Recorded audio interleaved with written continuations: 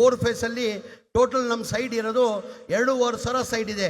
ಅದಕ್ಕೆ ನಮ್ಗೆ ಅಪ್ಲಿಕೇಶನ್ ಬಂದಿದೆ 16,000 ಅಪ್ಲಿಕೇಶನ್ಗಳು ಬಂದಿದೆ. 16,000 ಅಪ್ಲಿಕೇಶನಲ್ಲಿ ಮಾನ್ಯ ಸುರೇಶ್ ಸಾಹೇಬ್ರು ಆನೇಕಲ್ ಶಿವಣ್ಣವರು ಭಾಳ ಸತಿ ಬಂದು ನಮ್ಗೆ ಕೇಳಿದ್ದಾರೆ, ಇಲ್ಲ ನೀವು ಲೋಕಲ್ ಅವ್ರನ್ನ ನೀವು ಕೊಡಬೇಕಾಗ್ತದೆ.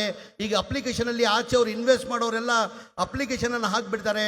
ದಯಮಾಡಿ ನಮ್ಮ ಲೋಕಲ್ ಅವ್ರಿಗೆ ಸೈಟ್ ಸಿಕ್ಕಲ್ಲ, ದಯಮಾಡಿ 50% ರಿಸರ್ವ್ ಇಟ್ಟಿರಿ ಅಂತ ಸುರೇಶ್ ಸಾಹೇಬರು ಬಂದು ಭಾಳ ಸತಿ ಶ್ರೀವಾಸ್ ಅವರು ಮತ್ತು ಶಿವಣ್ಣವರು ಭಾಳ ಕೇಳಿದ್ದಾರೆ.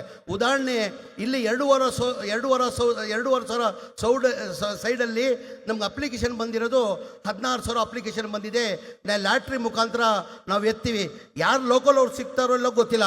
ಹಾಗಾಗಿ ಮಾಜಿ ಲೋಕಸಭಾ ಸದಸ್ಯರಾದಂಥ ಸುರೇಶ್ ಸಾಹೇಬರು ಕೇಳ್ಕೊಂಡಿದ್ದಾರೆ, ಇಲ್ಲ ನೀವು ಇಲ್ಲಿ ಬರೀ ಸೂರ್ಯ ಸಿಟಿಗೆ ಮಾತ್ರ ಇಡೀ ರಾಜ್ಯದಲ್ಲಿ ಏನಕ್ಕಂದರೆ KHB ಸೈಟ್ಗಳಿಗೆ ಸಿಕ್ಕಾಪಟ್ಟೆ ಡಿಮ್ಯಾಂಡ್ ಇದೆ. ಲೋಕಲ್ ಅವ್ರಿಗೆ ಸಿಗ್ತಾ ಇಲ್ಲ, ಬೇರೆ ಯಾರೋ ಇನ್ವೆಸ್ಟ್ಮೆಂಟ್ ಮಾಡ್ತಾರೆ, ಅವ್ರಿಗೆ ಏನಾಗ್ತದೆ ಲ್ಯಾಟ್ರಿ ಮುಖಾಂತರ ಅವ್ರಿಗೆ ಹೋಗ್ಬಿಡ್ತದೆ. ಲೋಕಲ್ ಅವ್ರಿಗೆ 50% ನೀವು ರಿಸರ್ವ್ ಇರಬೇಕಂತ ಕೇಳ್ಕೊಂಡಿದ್ರಿ. ನಾನು ಮಾನ್ಯ ಮುಖ್ಯಮಂತ್ರಿಗಳ ಜೊತೆ ಮಾತಾಡಿ ಅದು 50% ರಿಸರ್ವ್ ಇಡೋಕ್ಕೆ ವ್ಯವಸ್ಥೆಯನ್ನು ನಾವು ಮಾಡ್ತೀವಿ ಅಂತ ಹೇಳಿ ಸಮಯ ಇಲ್ಲ. ಏನಕ್ಕೆ ಮಾನ್ಯ ಉಪಮುಖ್ಯಮಂತ್ರಿಗಳು ಮಾತಾಡಬೇಕು, ಪರಮೇಶ್ವರ್ ಸಾಹೇಬರು ಮಾತಾಡಬೇಕು, ಆಮೇಲೆ DK ಶಿವಕುಮಾರ್ ಸಾಹೇಬರು ಮಾತಾಡಬೇಕು. ನಾನು ಹೆಚ್ಚಾಗಿ ಮಾತಾಡೋಕ್ಕೆ ಹೋಗಲ್ಲ. ತಮಗೆಲ್ಲ ಗೊತ್ತೇ ಇದ್ದಂಗೆ ನಮ್ಮ ಸರ್ಕಾರ 3 ವರ್ಷ ಬಂದಾದಮೇಲೆ ನಾವೇನೇನು ಮಾಡಿದ್ವಿ ಅಂತ ತಮಗೆಲ್ಲರಿಗೂ ಗೊತ್ತಿರೋದೇ ವಿಚಾರ. ಈಗ ಉದಾಹರಣೆ ನಾನು ಒಂದು 5 ನಿಮಿಷ ಸಮಯ 5 ನಿಮಿಷ ಆಗಿ ನಾನು ಹೇಳಲೇಬೇಕಾಗ್ತದೆ. ನಮ್ಮ ಸರ್ಕಾರ ಬಂದಾದಮೇಲೆ ನಾನು ವಸತಿ ಆದಮೇಲೆ ಹೇಳ್ಬೇಕಾದ್ರೆ ಕನಿಷ್ಠ 2 ಗಂಟೆ ಬೇಕಾಗ್ತದೆ. ತಮ್ಮ ಸ್ಲಮ್ ಬೋರ್ಡ್ದು ತಮಗೆಲ್ಲ ಗೊತ್ತಿರೋದೇ ವಿಚಾರ. ಈಗ ಬೆಂಗಳೂರು ಎಷ್ಟು ಎತ್ತರದಲ್ಲಿ ಬೆಳೆದಿದೆ ತಮಗೆಲ್ಲ ಗೊತ್ತಿರೋದೇ ವಿಚಾರ. ಹಿಂದಿನ ಸರ್ಕಾರದಲ್ಲಿನೇ ಸಿದ್ದರಾಮಯ್ಯ ಸಾಹೇಬರು ಮುಖ್ಯಮಂತ್ರಿ ಇರುವಾಗ 1 lakh ಹೌಸಿಂಗ್ ಸ್ಕೀಮ್ ಅಂತ ಮಾಡಿ 1,028 ಎಕರೆ ರಾಜೀವ್ ಗಾಂಧಿಗೆ ಹ್ಯಾಂಡ್ ಓವರ್ ಮಾಡಿದ್ರು. ಹಿಂದಿನ ಸರ್ಕಾರದಲ್ಲಿ ಸಿದ್ದರಾಮಯ್ಯ ಸಾಹೇಬ್ರೆ ಮುಖ್ಯಮಂತ್ರಿ ಇರುವಾಗ 1,028 ಎಕರೆ ಹ್ಯಾಂಡ್ ಓವರ್ ಮಾಡಿದರು. ಕಾರಣ ಅಂದರೆ ಬೆಂಗಳೂರು ಭಾಳ ಎತ್ತರದಲ್ಲಿ ಬೆಳೆದಿದೆ. ಪಾಪ ಬೀದಿ ವ್ಯಾಪಾರ ಮಾಡೋರು, ಆಟೋ ಚಾಲಕರು ಮಾಡೋರು, ಬಡವರಿದ್ದಾರೆ, ಅವ್ರಿಗೆ ಒಂದು ಸ್ವಂತ ಮನೆ ಆಗಬೇಕಂತ ಹೇಳ್ಬಿಟ್ಟು 6 ಲಕ್ಷನ ನಿಗದಿ ಮಾಡಿ 1,028 ಎಕರೆ ಜಗಾನ ಕೊಟ್ಟಿದ್ರು. ಅವಾಗ ಗುದ್ಲಿ ಪೂಜೆ ಮಾಡಿ 50,000 ಟೆಂಡರ್ ಕರೆದು 50,000 ಮನೆಗಳು ಕಟ್ಟೋದು ಶುರುವನ್ನು ಮಾಡಿದ್ವಿ ನಾವು. ನಮ್ಮ ಇದೇ 6,000 ನಿಗದಿ ಮಾಡಿ ನಾವು ಕೇಂದ್ರ ಸರ್ಕಾರದಿಂದ 1.5 ಲಕ್ಷ ಕೊಡ್ತಾರೆ. ನಮ್ಮ ಸ್ಟೇಟ್ ಗೌರ್ಮೆಂಟಿಂದ 1,20,000 ಜನರಲ್ ಕೊಡ್ತೀವಿ, 2 ಲಕ್ಷ SC/ST ಕೊಡ್ತೀವಿ. ಅಂದರೆ ಜನರವರು 2.5 ಲಕ್ಷ ಕೊಟ್ಟರೆ ಅವ್ರಿಗೆ ಒಂದು ಮನೆ ಆಗೋದು. ಆಮೇಲೆ SC/ST ಅವರು 2 ಲಕ್ಷ ಕೊಟ್ಟರೆ ಅವ್ರ ಮನೆ ಆಗೋದು.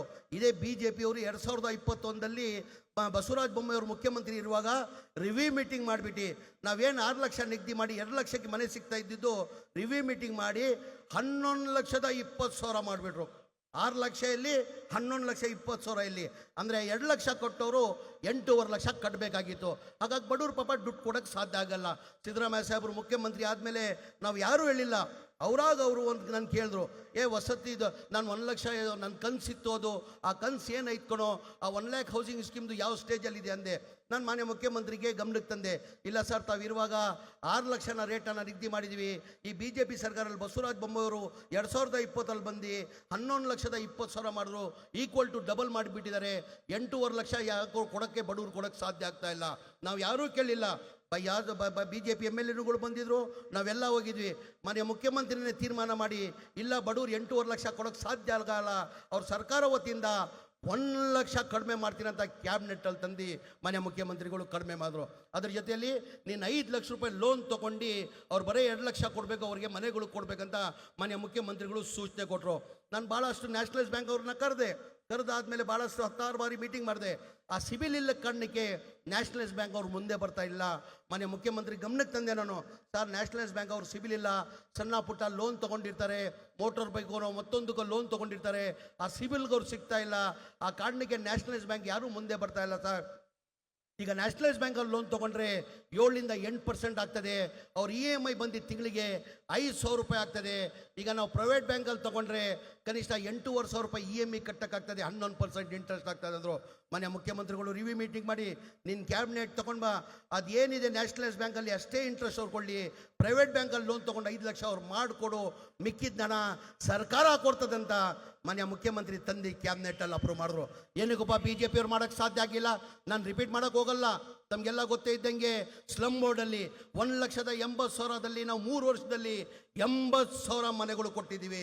ಮೊದಲೇ ಹಂತದಲ್ಲಿ 2024ಅಲ್ಲಿ ಕೆ ಆರ್ ಪುರಮಲ್ಲಿ ಕಾರ್ಯಕ್ರಮ ಮಾಡಿ 36,789 ಮನೆ ಕೊಟ್ವಿ.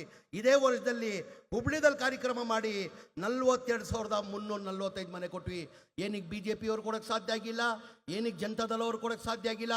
ಅವಾಗ ಯಾವ ಗ್ಯಾರಂಟಿನೂ ಇರಲಿಲ್ಲ ಅವ್ರಿಗೆ. ನಾವು ಚುನಾವಣೆ ಟೈಮಲ್ಲಿ ಘೋಷಣೆ ಮಾಡಿರಲಿಲ್ಲ ಈ ಥರ ಮನೆ ಸರ್ಕಾರ ವತಿಯಿಂದ 4 ಲಕ್ಷ ಕಟ್ಕೊಡ್ತೀವಿ ಅಂತ ನಾವು ಘೋಷಣೆ ಮಾಡಿಲ್ಲ.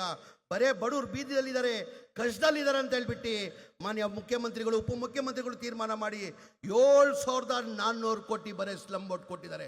ಒಟ್ಟಾಗಿ ನನ್ನ ಇಲಾಖೆಗೆ ಈ 1 ಲ್ಯಾಕ್ ಹೌಸಿಗೆ ಇವೆಲ್ಲ ಸೇರ್ಕೊಂಡು 10,000 ಕೋಟಿಯನ್ನು ಎಕ್ಸ್ಟ್ರಾನ ದುಡ್ಡು ಕೊಟ್ಟಿದ್ದಾರೆ. ದಯಮಾಡಿ ಇದೆಲ್ಲ ತಾವು ಅರ್ಥ ಮಾಡ್ಕೊಳ್ಬೇಕಾಗ್ತದೆ. ನನ್ನ ವಸತಿ ಮಂತ್ರಿ ಮಾಡಿ ಇಂಥ ಒಳ್ಳೆ ಕಾರ್ಯಕ್ರಮನ ಮಾನ್ಯ ಮುಖ್ಯಮಂತ್ರಿಗಳು ನಾನು ಮಾಡಿಕೊಟ್ಟಿದ್ದಕ್ಕೆ ಅವ್ರ ಹೃದಯದಿಂದ ನಾನು ಧನ್ಯವಾದಗಳು ಸಲ್ಲಿಸಿ, ಪಾಪ ತಾವು ಭಾಳ ಖಾತ್ರಿಯಿಂದ ಉಪಮುಖ್ಯಮಂತ್ರಿಗಳು ಮತ್ತು ಮುಖ್ಯಮಂತ್ರಿಗಳು ಮಾತು ಕೇಳಕ್ಕೆ ಕಾಯ್ತಾ ಇದ್ದೀರಾ. ನಾನು ಹೆಚ್ಚಾಗಿ ಮಾತಾಡೋಕೆ ಹೋಗಲ್ಲ. ತಮಗೆಲ್ಲ ಇನ್ನೊಂದು ಬಾರಿ ಸುಭಾಷಣ ಇಲ್ಲಿ ಇರೋ ಭಾಗದಲ್ಲಿ ಎಲ್ಲರಿಗೂ ಸುಭಾಷಣ ಕೊಡಿ. ಹೆಚ್ಚಾಗಿ ನಾನು ಸುರೇಶ್ ಅಣ್ಣನಿಗೆ ಓಪನ್ ಆಗೋಳ್ತೀನಿ. ಇದು ಕ್ರೆಡಿಟ್ ಹೋಗ್ಬೇಕಾದ್ರೆ ಡಿ ಕೆ ಸುರೇಶ್ ಅವರು ಅವರಿಂದ ಇವತ್ತು ಈ ಗುದ್ಲಿ ಪೂಜೆ ಆಗಿದೆ ಅಂತ ಹೇಳ್ತಾ ಇಲ್ಲ ಆಗಿರೋದು. ಇಲ್ಲೆಲ್ಲ ಪಾಪ ನಮ್ಮ ಅಧಿಕಾರಿಗಳು ಮತ್ತು ಪೊಲೀಸ್ ಸಿಬ್ಬಂದಿಗಳಿಗೆಲ್ಲ ನಾನು ಅಭಿನಂದನೆ ಸಲ್ಲಿಸಿ ಅವರಿಗೆ ಥ್ಯಾಂಕ್ಸನ್ನು ಹೇಳಿ ನನಗೆ 2 ಮಾತಾಡೋಕ್ಕೆ ಅವಕಾಶ ಕೊಟ್ಟಿದ್ದು ನಾನು ಮಾತು ಮುಗಿಸ್ತೀನಿ. ಜೈ ಹಿಂದ್, ಜೈ ಕರ್ನಾಟಕ, ಜೈ ಕಾಂಗ್ರೆಸ್.